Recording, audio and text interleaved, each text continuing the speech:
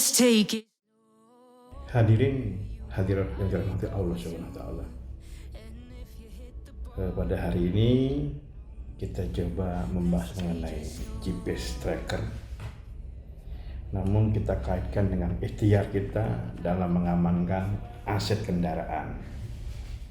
Di mana tentu kita terus berdoa, berharap pada Allah Subhanahu wa taala agar aset kita terjaga dengan baik dari segi keamanan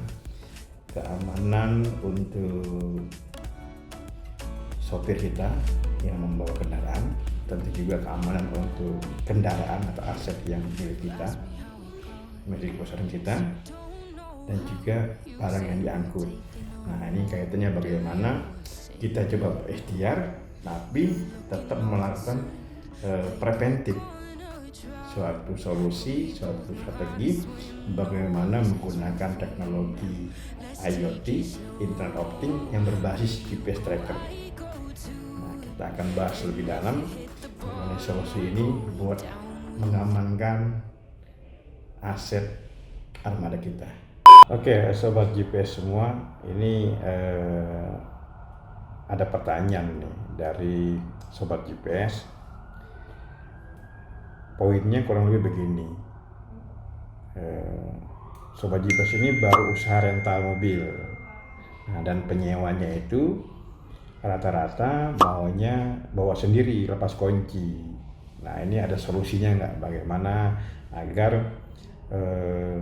kegiatan rentalnya, sewa menyewanya juga aman, lancar, dan rezeki pun tetap berkah barokah gitu, tanpa ada masalah.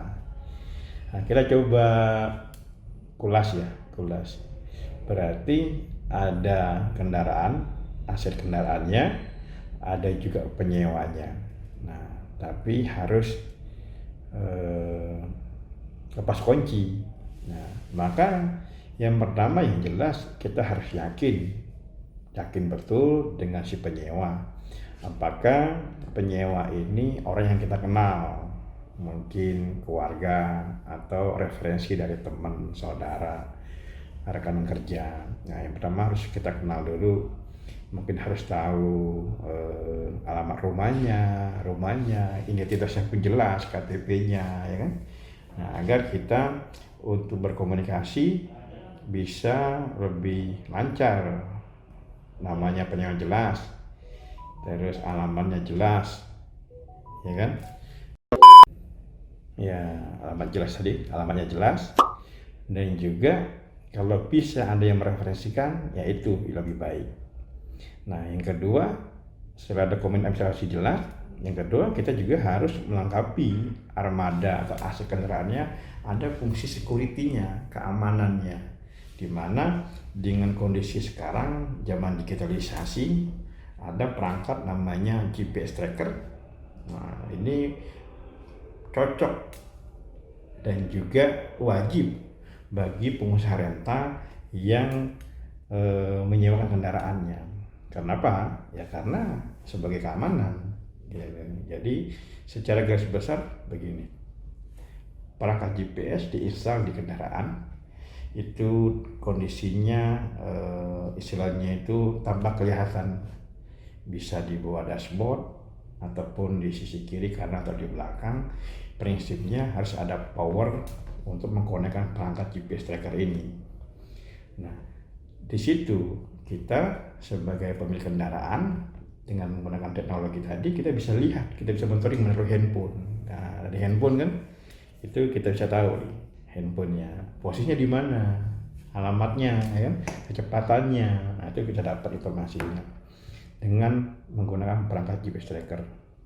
Nah, di fitur-fitur GPS tracker tadi, karena kita kaitkan dengan security, ada beberapa fitur yang perlu kita ketahui, bisa dipasangkan atau tidak tergantung dari si pemilik kendaraan. Prinsipnya fitur GPS tadi dia ada untuk namanya bisa mematikan engine kendaraan, engine cut off atau immobilizer. Nah, itu bisa. Jadi kita bisa mematikan kendaraan kita, mesin dari jauh. Nah, seperti itu. Dan juga ada fitur SOS, bisa untuk menekan tombol darurat. ada juga fitur yang namanya anti dismantle GPS. Jadi kalau perangkat GPS-nya ketahuan terus di mau dilepas, dia akan mematikan engine kendaraan. Ada juga fitur yang namanya spy monitoring, saraf suara, bisa mendengar percakapan dari mobil gitu. Itu ada juga. Dan juga fitur yang lainnya. Ada fitur yang bagus yang istilahnya lagi banyak digunakan, yaitu namanya anti dismantle tadi ya.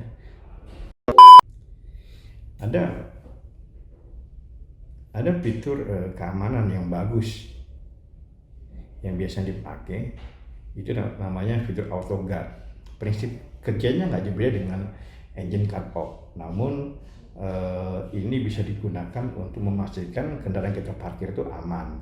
Jadi kalau analoginya begini, kalau kita pegang kunci pun terus kita coba starter, kalau fitur auto guard aktif itu kita tidak bisa menyalakan kendaraan, karena ada satu sistem yang coba untuk memutus arus ke fuel pumpnya ataupun arus ke listriknya ya. Nah, jadi fitur auto guard ini sangat baik juga untuk di rental. Nah, jadi saya coba sampaikan ya, ada perangkat GPS itu untuk tahu posisinya, ada fiturnya juga bisa matikan mesin, ada fitur yang SOS atau tombol darurat, ini mungkin disimpan untuk pemilik mobil sendiri, ada juga fitur untuk mematikan engine kendaraan, ini juga fitur namanya anti dismantle GPS, ya kan, untuk jika ada perangkat GPS-nya itu diganggu, dipotong atau dilepas, dia akan mematikan kendaraan. Dan juga ada fitur namanya auto guard. Nah, auto guard ini sangat baik juga untuk keamanan parkir, karena dia istilahnya itu pada saat kita berhenti parking, dia bisa kondisinya itu off, tidak bisa digunakan gitu. Nah, kalau semua informasi tadi dirasakan kurang cukup, kurang pas, bisa juga ditambahin namanya boxnya. Kita buat boxnya agar begitu ada tindakan yang perlu istilahnya itu mengganggu perangkat GPS tadi, nah dia ada informasi triggernya ke sosial media atau ke email. Nah, itu kurang lebih jawaban dari Bang Desi. Semoga bisa bermanfaat informasinya. Ya sobat GPS semua, ini kita habis pulang Jumatan ya, terus langsung coba bikin konten ini. Namun konten yang berikutnya ini ada pertanyaan. Nah, pertanyaan kurang lebih begini, Bang, kan saya sudah pakai GPS nih, tapi kadang-kadang kalau lagi butuh melacak, nggak bisa diakses. Nah, ini mungkin masalah atau problem yang biasa terjadi juga dalam bidang GPS tracker. Nah, berbicara mengenai akses, berbicara mengenai monitoring, berbicara mengenai vendor GPS, ya sobat GPS semua harus benar-benar memahami betul. Karena kalau kita ngomong tentang monitoring, berarti kan online dan tahu posisinya saat ini juga. Nah, kali ini sistemnya itu digitalisasi, jadi harus ada perangkat server yang dimiliki oleh vendor GPS itu yang mumpuni, yang sudah terbukti lah, gitu lah, sudah cukup lama bermain di bidang GPS ini dan menjaga servernya dengan baik, selalu online, ya kan, sehingga seandainya ada masalah pun segera diatasi. Servernya masih online, baik itu server di fisik server, ya, di cloud server atau yang di cloud server, itu yang penting selalu online aktif.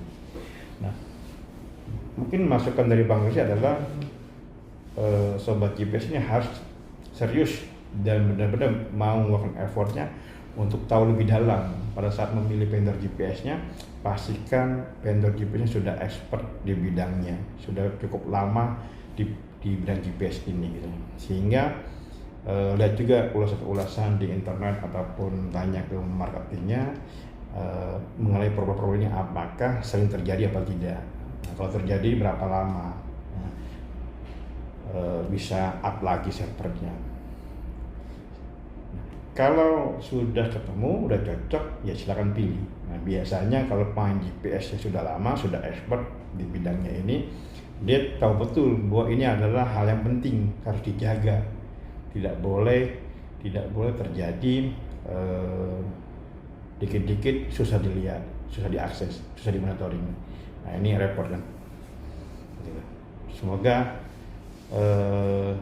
mungkin maksud itu saya coba simpulkan, Bang Dosi simpulkan adalah pilih vendor GPS yang sesuai dengan bidangnya, yang expert di bidangnya, yang punya pengalaman, tanya mengenai servernya sejauh mana, apakah ada customer service 24 jam atau tidak, dan juga bagaimana cara mereka menangani kalau ada problem itu. Gitu. Nah, biasanya pemain yang serius dia selalu menjaga hal ini karena ini adalah paling penting. Semoga jawabannya bisa membantu. Sobat GPS, kembali lagi. Ini ada pertanyaan lagi yang perlu kita coba gambarkan. Semoga bisa bermanfaat ya. Pertanyaannya kurang lebih begini, Bang, kan ada orderan muatan nih katanya. Nah, tapi kadang-kadang driver atau pengemudinya itu kalau kita telepon susah banget dihubungi. Nah, terus di mana yang punya barang atau customer nyari ini sudah nanya, ini posisinya di mana, kok telat, bla bla bla bla lah. Itu aduh tanya pusing di gimana. Nah, ada solusi nggak untuk menangani problem-problem seperti ini? Gitu. Kita coba kulik-kulik ya, kita coba bahas gini. Ya, kita coba bahas. Oke, berarti ada pemilik barang, cargo owner ataupun toko yang punya barang, dapat orderan untuk kirim ke customernya. Nah, namun begitu barangnya udah dikirim, tapi nggak tahu nih sampai mana posisi mobilnya, nyampenya kapan, ditelepon susah, kalau ditelepon bisa pun bilang macet ini itu bla bla bla. Nah ini ada solusi nggak? Gitu. Nah kita coba bahas pelan-pelan. Oke.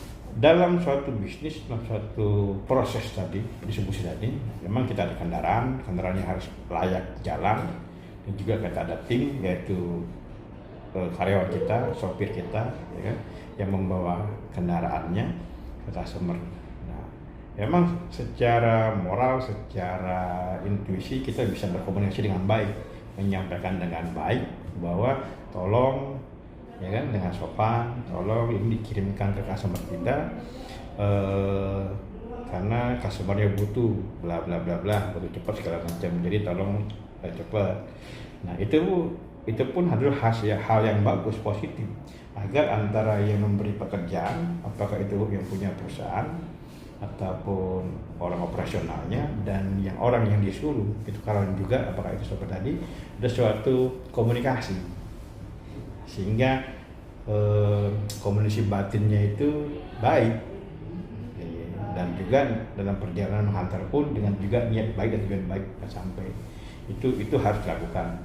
Yang kedua, kita juga perlu melakukan suatu usaha ikhtiar tadi dengan melengkapi armada kita teknologi IoT berbasis GPS tracker. Ini sebagai tambahan secara teknologi sesuai dengan kondisi saat ini. Nah, armada kita tadi kita lengkapi perangkat GPS tracker. Nah, GPS tracker inilah yang akan membantu kita untuk memonitoring begitu kendaraan keluar dari kantor kita atau pabrik kita, toko kita, sepenuhnya itu adalah ranahnya driver, pengemudi. Dia mau belok kiri, belok kanan, lurus, ngebut atau enggak, semuanya kita tidak bisa lihat lagi karena sudah di luar. Jadi keluar dari kantor kita, toko kita, ya udah ranahnya pengemudi. Tapi kalau masih depan mata, tapi kita masih bisa monitoring. Kita keluar, ya teknologi ini yang bantu kita. Apakah dia sudah jalan, sudah mau sampai atau belum? Apakah dia sesuai dengan rutenya, atau dia keluar dari rute, atau dia berhenti parking yang lama, atau dia berhenti mesinnya nyala atau idling. Ya sistem ini yang bantu. Jadi teknologi IoT, Internet of Things berbasis GPS tracker ini akan membantu pemilik kendaraan dalam monitoring aktivitas distribusi yang dilakukan oleh karyawannya, yaitu drivernya tadi.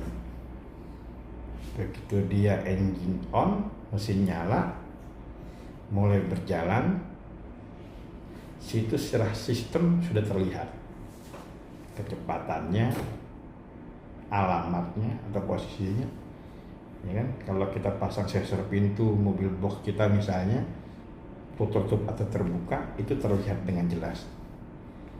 Nah, ada beberapa fitur di GPS itu. Satu yang namanya rute, ya kan? Jadi teknologi ini kita bisa buatkan untuk mengirimkan dari satu poin A ke poin B, kita buatkan suatu rute manajemen sehingga kita bisa tahu kalau ada penyimpangan rute. Contoh, kalau kita dari Ancol mau kirim barang ke Tangerang, ya kan? Dari Ancol misalnya naik tol langsung naik menuju Tangerang, ya kan? Lewat Pluit, ya kan? Pik, Taman Palem, ya kan? Terus Puri Indah, terus ke arah Karangtengah dan ke Tangerang. Tapi bisa juga si pengemudi tadi dia dari Ancol terus jalan menuju naik tol juga, tapi muter ke arah Cawang, Kelapa Gading, Cawang, ya kan? Terus kata Subroto, ya kan? Tomang ke kiri baru ke tol Kemenjeruk dan juga ke arah Tanah Tengah dan ke Tangerang. Jadi bisa aja ke Tangerang juga, tapi kan semakin jauh. Gimana kalau semakin jauh rutenya ataupun perjalanannya akan berpengaruh kepada konsumsi BBM. Gitu. Jadi pentingnya fitur rute. Nah, pada saat dia berjalan, apakah dia ada pernah berhenti di rest area atau dia pernah berhenti karena macet? Itu kerekod juga dalam sistem digitalisasi tadi. Gitu. Nah, sehingga kalau ada pertanyaan dari customer pun, ini di mana? Nah, kita bisa tahu, cek melalui sistem, kita tahu oh posisinya lagi di Karangtengah, kita lagi nyampe gitu. Oh posisinya lagi di Pluit, kita lagi nyampe berapa menit lagi atau berapa jam lagi nyampe, kita bisa tahu. Nah, itu penting. Nah, saat ini sudah banyak teknologi atau vendor GPS telah melakukan suatu inovasi. Salah satunya adalah dia memberikan akses link, men-share link posisi kendaraan kepada customernya, baik itu berupa web maupun berupa link web. Jadi begitu armadanya jalan, ada nomor DO yang bisa kita buat, kita setting, ya kan, ada nama kantor kita, pabrik kita tadi, ada juga nama customer kita, ya kan. Nah, terus nomor DO-nya siapa, dibawa oleh sopir nama siapa, ya kan. Nah, itu link itu kita share ke customer secara otomatis. Kantor kita punya geofence, customer kita punya geofence, gitu. Begitu mulai aktif linknya, ya udah, customer nggak perlu repot-repot telepon ke kita, tinggal lihat linknya, dia nggak perlu nanya, tinggal lihat link, tahu posisi mobilnya ada di mana, udah mau nyampe apa enggak. Keren kan? Nah, teknologi begitu membantu. Teknologi itu bukan menambah pekerjaan, merat-meratkan, tapi membantu proses pekerjaan sehingga biaya operasional kita nanti akan lebih terkontrol, lebih minimal.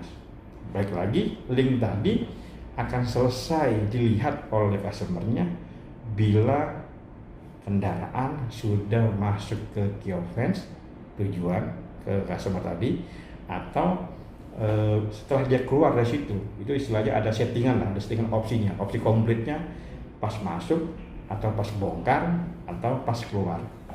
Nah, itu sangat membantu untuk saat ini dalam proses distribusi, di mana kalau kita kaji lebih dalam, sudah banyak dilakukan oleh perusahaan-perusahaan distribusi yang besar-besar. Gitu. Nah, ini kurang lebih seperti itulah gambarannya. Bagaimana kita memberikan suatu value di service kepada customer, ya kan? Biar nggak capek-capek, nggak bingung, nggak pusing, udah ada teknologinya. Gitu. Ingat, saatnya kita melakukan digitalisasi karena proses ini sangat membantu bisnis kita.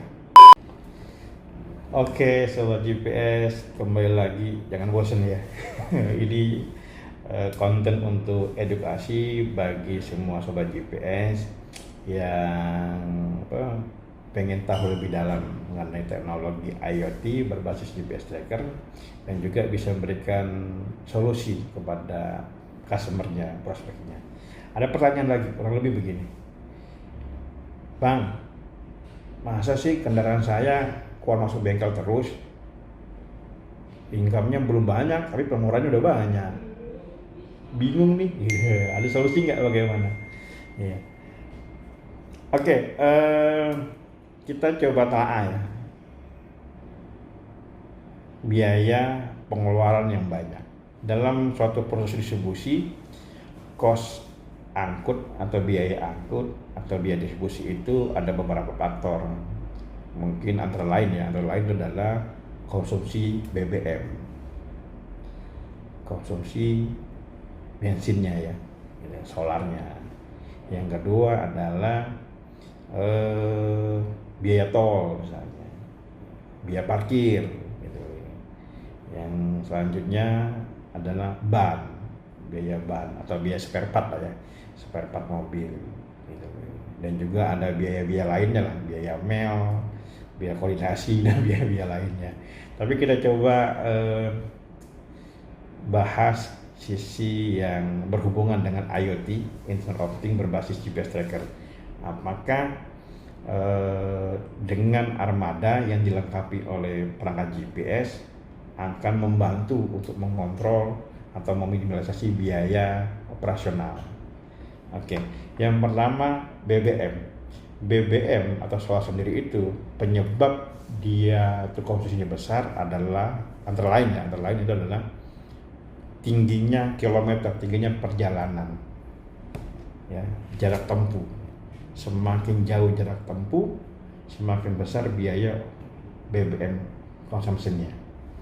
Makanya penting ada teknologi IoT berbasis GPS untuk dimaksimalkan menggunakan fitur misalnya rute planner, rute management, sehingga jarak tempuhnya itu sudah keukur. Kalau poin A ke poin B ada 50 kilo, ya udah kurang lebih 50 kilo plus minus kan, PP berapa kilo, 100 kilo, dan juga mungkin ada bias sedikit sekian persen. Tapi setidaknya sudah keukur jarak tempuhnya. Potensi kalau keluar rute kita hindari, karena keluar rute nambah jarak tempuh pasti nambah fuel consumption. Oke, gunakan teknologi untuk monitoringnya dari segi BBM. Yang kedua, masalah perilaku mengemudi, ya kan?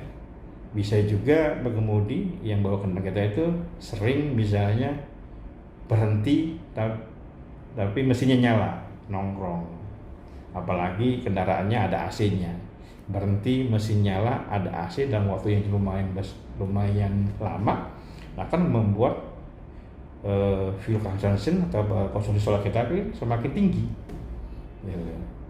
Ada perhitungannya itu berapa persen konsumsi solarnya kalau kita berhenti misalnya 15 menit, 30 menit atau 1 jam dengan kondisi mesin nyala, apalagi AC ya.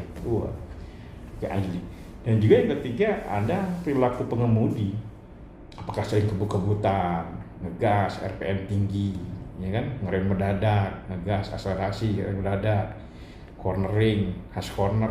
Nah itu driver behavior mempengaruhi juga konsumsi BBM. Plus ada plusnya ke lifetime spare part.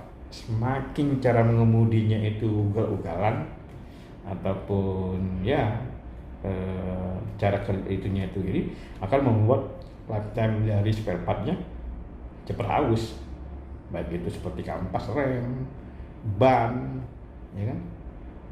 Sebagai contoh begini, kalau Jakarta Bandung kurang lebih 2,5 jam atau 3 jam. Kalau misalnya dikebut biar cepat sampai di 2 jam kan pergerakan spare partnya cukup berat gitu. kebut terus kenceng, overspeeding, zigzag, ugal-ugalan, ya itu mempengaruhi juga. Nah, tadi udah ada BBM, sudah ada perilaku pengemudi. Nah, itu menyebabkan cost dari operasional kita semakin besar. Apalagi ada yang mengklaim nggak pernah lewat tol tapi lewat tol. Ada karcis tol yang bisa diklaim, ya kan? Atau nggak pernah parkir satu area tapi klaim parkir. Nah, itu bagian-bagian dari kos-kos yang harus kita kontrol, kita monitoring. Ingat, teknologi bukan menjadi penyebab atau menambah biaya operasional, tapi teknologi membantu Sobat GPS untuk mengontrol, malahan meminimalisasi operasional cost. Gunakan dengan bijak, konsultasi dengan vendor GPS-nya, gali informasinya apa manfaatnya ini. Jadi kalau kita ngeluarin budget bulanan untuk teknologi ini, ya harus ada benefitnya, manfaatnya. Sering-sering diskusi dengan vendor GPS karena teknologi ini terus berkembang, dan teknologi semakin berkembang semakin cocok untuk bisnis Anda. Semoga informasi ini bermanfaat, membantu. Kalau ada komen ataupun saran atau pertanyaan, boleh dikasih komen ya. Sobat GPS semua, nah ini kita masuk ke sesi yang selanjutnya. Ya, ini ada pertanyaan. Pertanyaannya kurang lebih begini, Bang, SIM banget nih kalau mau perpanjang SNK, SIM, KIR, dan lain-lain itu suka lupa. Gitu. Ujung-ujungnya kalau lupa, driver beroperasional ditilang gara-gara expired. Ini kan menjadi mengganggu kan, menghambat pengiriman. Nah, mungkin ada nggak fitur-fitur di teknologi IoT yang berbasis GPS tracker yang bisa membantu? Nah, cocok, gitu kan? GPS tracker adalah suatu perangkat, ya kan, yang mengirimkan informasi sebenarnya nggak banyak. Ya, informasinya kurang lebih adalah engine-nya nyala atau tidak, ya, on atau off, terus alamat, koordinat ya, posisinya tadi ada longitude, latitude, altitude, dikonversi menjadi alamat, ya kan. Terus juga ada direction, arahnya kemana, utara, selatan, barat.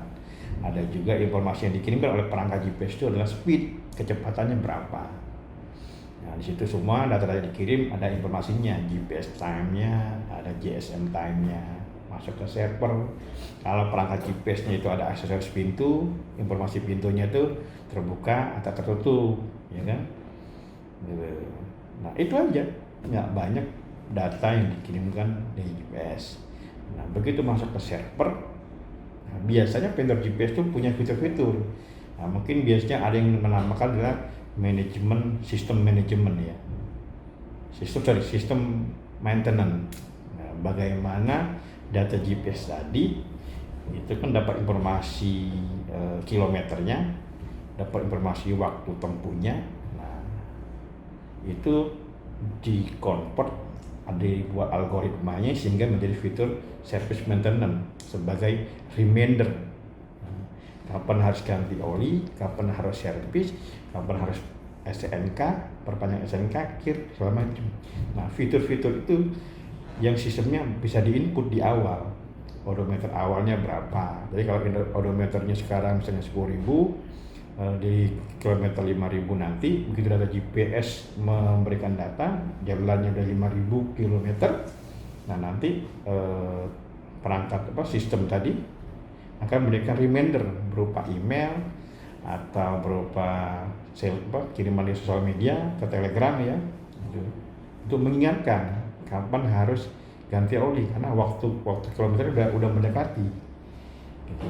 Kalau mau servis AC berhubungan dengan waktu tempuh, udah berapa jam, udah berapa bulan AC ini aktif, sehingga bisa gitu. Kalau kita kaitkan lagi dari ke SNK, KIR itu berhubungan dengan waktu, ya kan?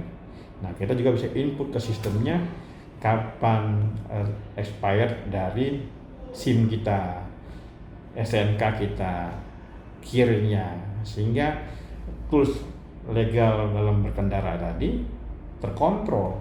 Mungkin kalau satu unit masih aman, tapi kalau udah puluhan, ratusan unit, bagaimana kita mengingatkan kendaraan kita? Nah, gunakanlah fitur dari maintenance system tadi sebagai reminder kapan harus perpanjang SNK dan KIR. Input tanggalnya, kasih waktunya kapan dia harus perpanjang.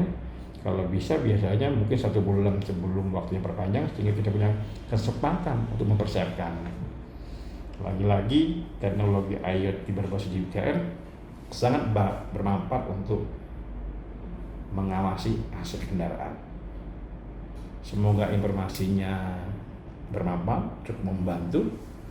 Dan ingat, sering-sering berkomunikasi dengan vendor GPS-nya, cerita mengenai bisnis Anda, jadikan teknologi ini sebagai tools bisnis Anda. Ya, tools bisnis Anda. Teknologi selalu membantu untuk bisnis kita. Gunakan hal ini sebaik-baiknya. Semoga bermanfaat. Wassalamualaikum warahmatullahi wabarakatuh. Autonomy is an illusion.